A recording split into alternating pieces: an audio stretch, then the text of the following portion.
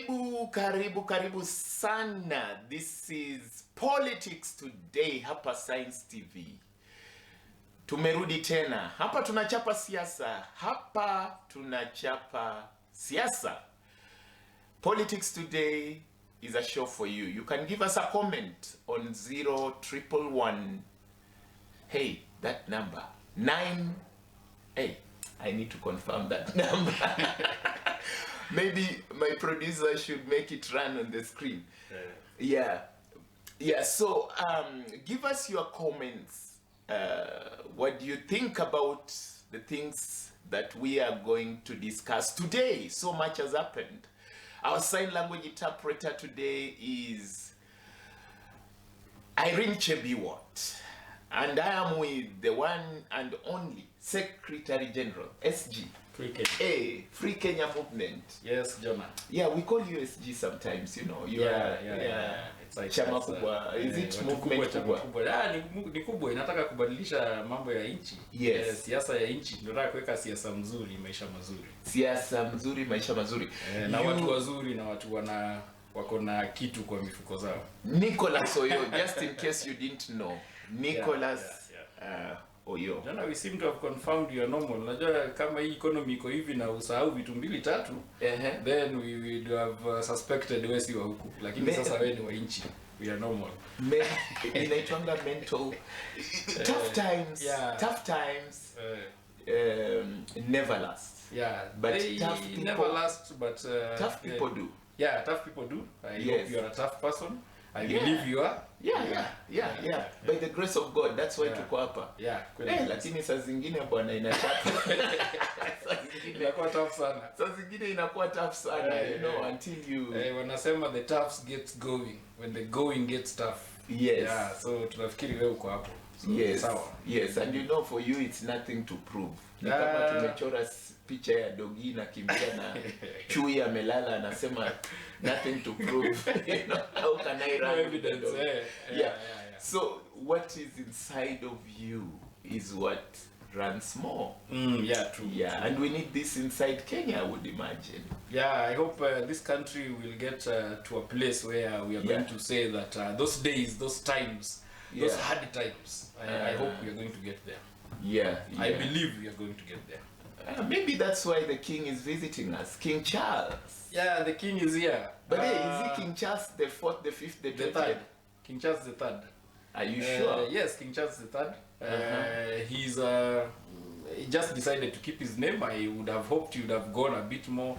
But anyway, it's not our issue. That's their issue. He's not our king. He's a king for the UK and the British. Yes. Yeah, so as we are working with them on the basis of that. But come on, that's your king. No, he's not my king, John. You are a member of the Commonwealth. Jesus might be my king, he's not my king. No, you are a member of the Commonwealth. Come on. If I have it my way, I would not be there. But then this is our country. By the way, viewers, just in case you did not know, it is his opinion.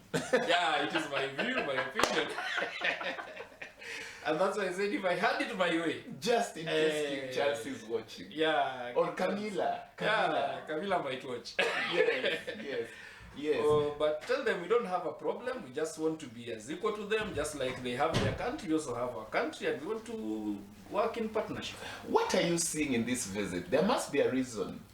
Jonah, the geopolitical issues in this globe today have just begun to go up. Right. There was a time when it had gone down. The Cold War had ended and everybody was quiet. And then suddenly now there is a war in Ukraine versus Russia. And now there is another one, Hamas, Israel. So really the questions that are going on and the expansionist attitude that is going on with the Russians coming to Africa. China is also here. Even Turkey is beginning to look that way. So really the geopolitical questions are probably driving this visit. Okay. Is it then trying to secure the empire, quote unquote, you know, business, whether that's economic? Of course, politically we are free. But is it now trying to secure the economic empire of, is it Kenya, maybe the other nations in Africa, I would imagine? Yeah, it might be issues of economic security for the British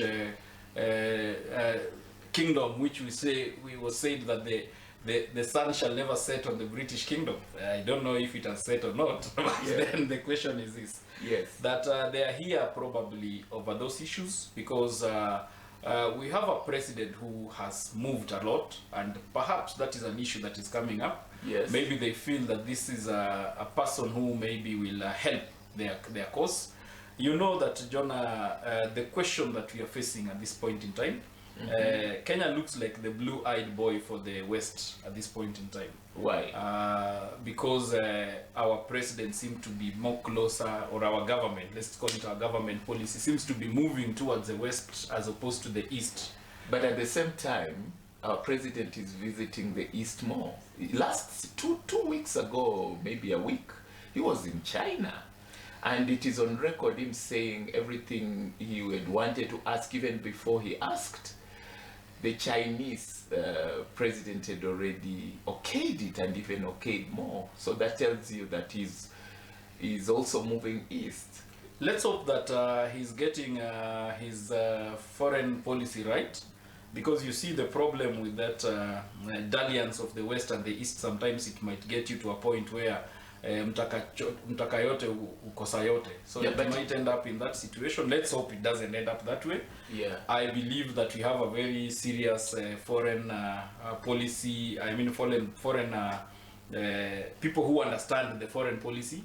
And now that ministry is under Musalia Mudavadi. It is a ministry that now has somebody who you can say also has been here for some time and will advise the president on the basis of at least more equality as opposed to anything else. So I hope that it is the right thing they're doing for this country. You know, before the 80s, when we had the likes of Tomboya, the likes of Jonjo, I don't know if you remember those names. Kenya used to have a policy of non-alignment, and they would relate with both the East and the West.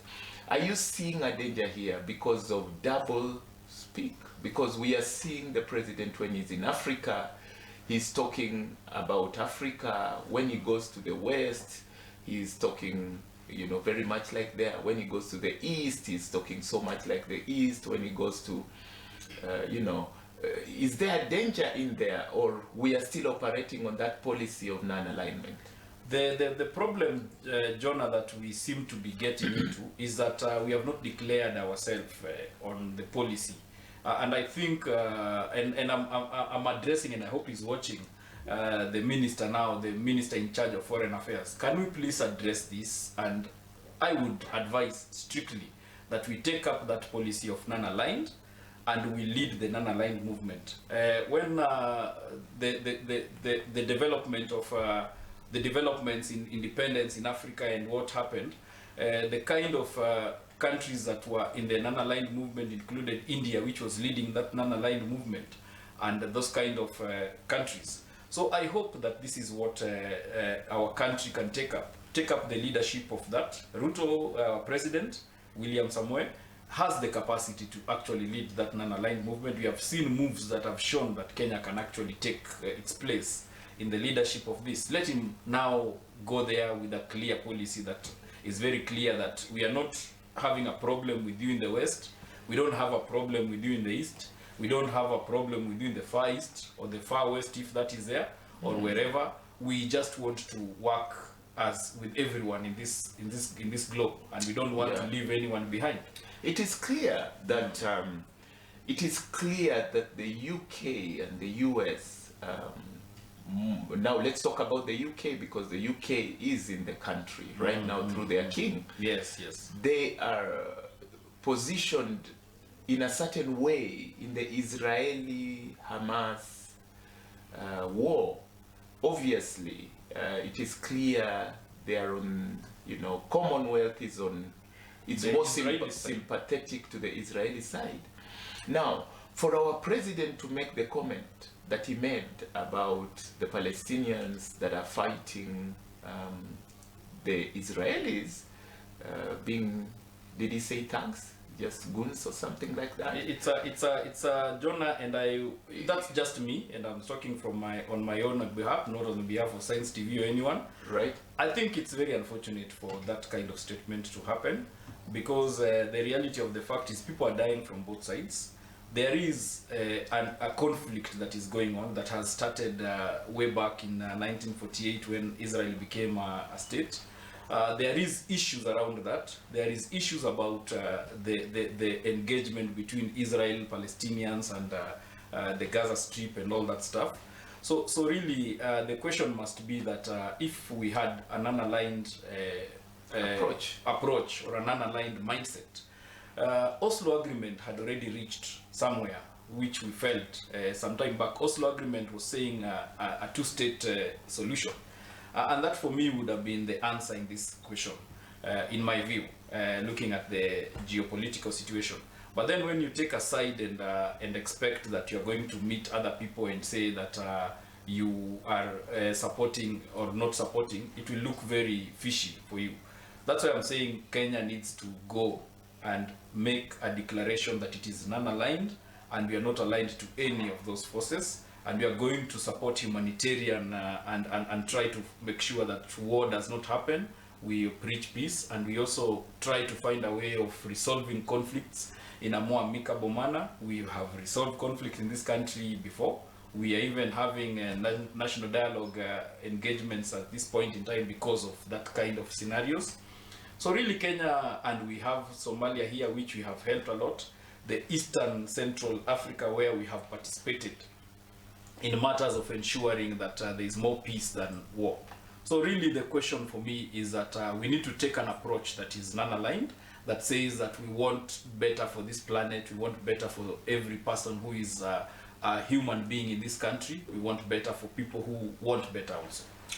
Well, Haiti has been a headache to most of the Western nations. Yeah. To a great extent, they were not colonized. And then the issues that have happened there, no Western country has managed to solve it. Taking in Kenya to deal with this, or rather Kenya coming in, is Kenya just being used as a shield to defend or protect the embarrassment of the Western countries? Just in case somebody says the Western countries were not able to settle the issue in Haiti, will it now be said it's Kenya? I think, Jonah, and it goes back to what we said, if Kenya has taken the position to become a leader of the non-aligned movement, then it would have made sense for us to be in Haiti on the basis of we are non-aligned to any of these people, and we are going on the basis of humanitarian, and we are going there to support people who are in this world planet, sharing the planet with us. That would have been a good line to take.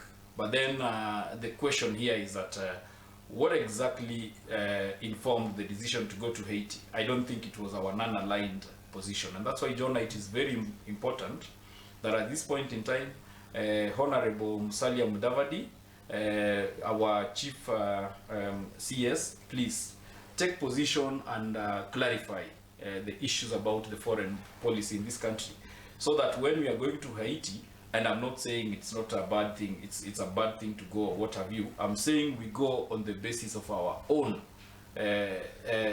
support to someone else who needs support. Then we could probably have worked.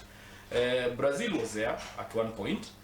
Brazil may have gone there on the basis of, I'm not sure if it was a basis of which line I need to confirm, but then Brazil was there. And Brazil, with all their stars and what have you, had some hold on Haiti for some time, and then it withered out. So really, Haiti is not an easy matter, but if we are going there as non-aligned, we may even succeed. But if you are going there as an appendage of somebody, then we are going to have a problem in Haiti. Congo is soon having its elections. Yeah. Yes, we have the president there. Is it Tshisekedi? Yes. Yes. They are soon going to have their elections. Monique, the citizens in Congo are really demonstrating and really talking against MONUSCO And Kenya specifically. Basically, they're talking about MONUSCO not being in the country, the international forces by the UN. Are you seeing here now a danger? Because Congo has been admitted to the East Africa community. It's now part of the East Africa community. Now, are you seeing like we are going to get mixed up in issues here? Because MONUSCO, of course, you know the role America plays in the UN and the UK. And then now here we have Congo being part and parcel of the East Africa community. So what are we seeing coming up here? Just in case things go south in Congo. And then Congo, it is said, these are whispers normally, that there are some forces that never want Congo to stabilize so that they can take advantage of the minerals that are in Congo. So anyone that comes in to stabilize Congo, are you going to find yourself in a mess, in some kind of mess? Because there are people, there are some forces, and this is just a whisper. You know, from all over. You could go to every media station across the continent, you'd hear people say there are forces behind the instability in Congo. Now Kenya is part of the East Africa community, genuinely trying to bring in peace in Congo. MONUSCO being, what are you seeing coming up? Jonah, Africa has suffered immensely from something called the mineral curse, and most countries that have minerals have really not gone the right way, as opposed to the rest of the world, where some of these minerals have helped them. So Congo is no different, and it is one of the places where all these things are there. It's one of those richest countries in Africa in terms of mineral deposits. All of those things, including the cobalts, the lithiums. And Jonah comes to the question of even the EV issues, because lithium is being mined in Congo, and there are a lot of questions how it is being mined. But that's another story for another time. The question of Congo and the fact that Kenya is there. If Kenya was operating on a policy of non-aligned, then we would be there rightly, and the Congolese would appreciate. But then the question here comes, as you raise the matter. MONUSCO is something that has some engagement that has international community involved and the West involved there. The Congolese may be arguing that they need to be allowed to work on their country by themselves. If you came there as non-aligned, they would welcome you. But when you're coming as somebody who they think that you're an appendage of someone else, then you have a problem. And as you have said rightly, now Congo is East Africa community. So really we must ask ourselves, how do we now deal with that delicate question? And the question, the larger question here is the issue of mineral deposits in Africa. Because even what's happening in Niger is about the mineral deposits there, and somebody benefiting from them, and then ending up that when the people come in, the prices go up. Niger's uranium was being sold at a few cents, and now it has gone to the cost that makes sense. So really the question that we must ask ourselves, Jonah, is should Kenya take a position of supporting itself as a country, supporting Africa as a non-aligned leader of the non-aligned movement in Africa and in the world, in the globe? Because the non-aligned movement would get a lot of support. And it means you can work with Russia, you can work with China, you can still work with the US, you can work with the UK, and you can work with maybe even North Korea if you have to. Really, the question is that you must secure the country, and that is important to me. So the question again we must ask ourselves, and we must ask the leader, the government of this country, do we have a policy? Can you put the policy on the table? Let us discuss this policy as Kenyans and agree where we are going. For me, I will take the non-aligned position. Yeah. I don't know what other people would, but I believe that Kenya should go and take over the leadership of non-aligned. And I've said that President William Ruto is very qualified in terms of that. He is a person who engages, and is a person who has engaged. And that is something that maybe we would look at and see what you can benefit from. Should King Charles apologize, or has he already apologized on behalf of the colonial British? Jonah, the apology has not arrived. Apology is a different matter. You have to basically canonize it and write it. Why do you need the apology now? The issue here is that even if you acknowledge that there were those issues done, saying it in one statement and moving off and taking away. I don't know if I would have been rough and asked what's in an apology.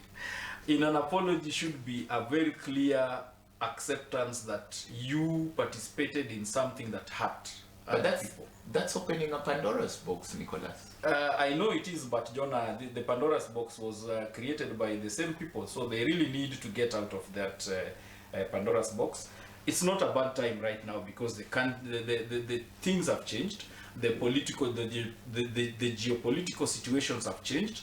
The planet now deals with other issues like climate change and what have you, and we are dealing as a unit of the planet and the countries of the world.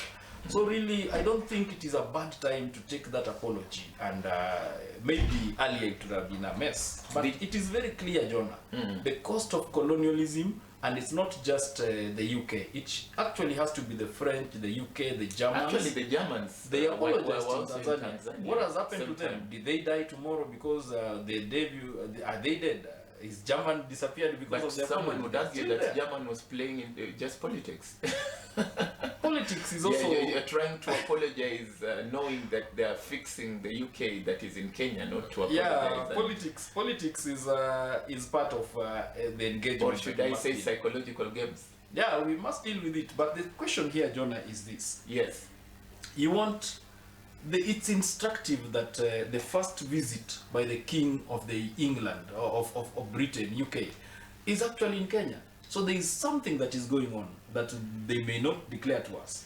And the question is this: if you want us to participate in that, and remember this country is more democratic than the way it was before. When you came here in 1970s and 1980s, you would just talk to one or two people and you're okay. But now you have to deal with us, and you may go to parliament and you may have to do public participation.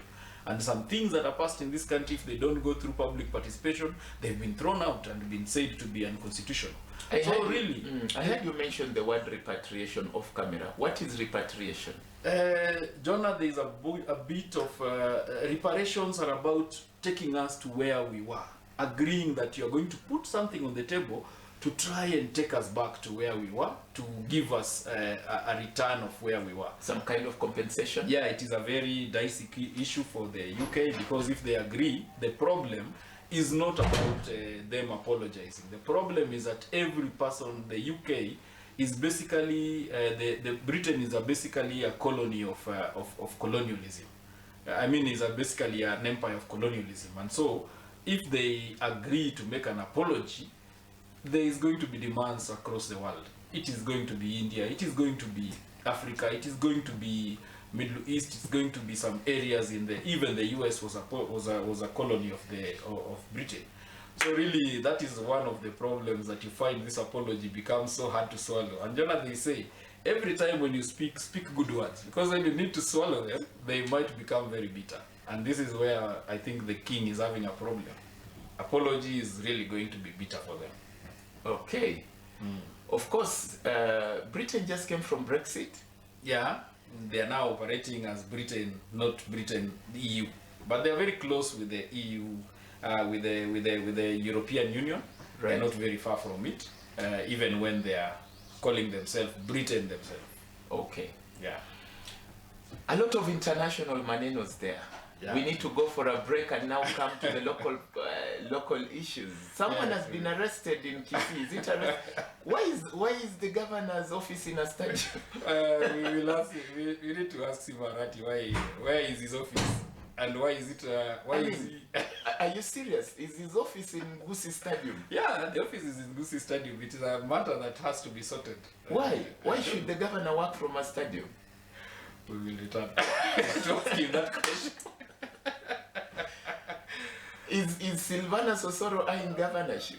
I don't know. I need to ask a few people from Kisii, because I know people like Kibagendi, Silvanus Osoro, and others. The questions in right. Kisii are questions that we can not really deal with them very easily. There must be politics behind it. Yeah, and for that we need a breather so that we organize our minds. Hapa tunachapa siasa. See you after the break.